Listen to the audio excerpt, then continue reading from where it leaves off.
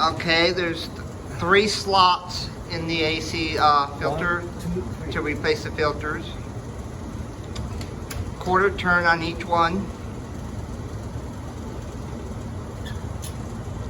Pull them down. There's 2 filters 20 by 20s that are in there. Okay. And you would just put them back up.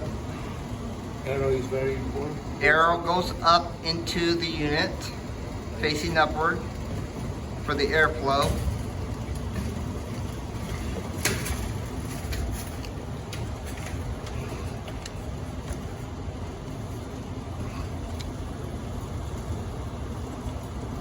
Just close it back up, and you do a quarter turn again to lock them back.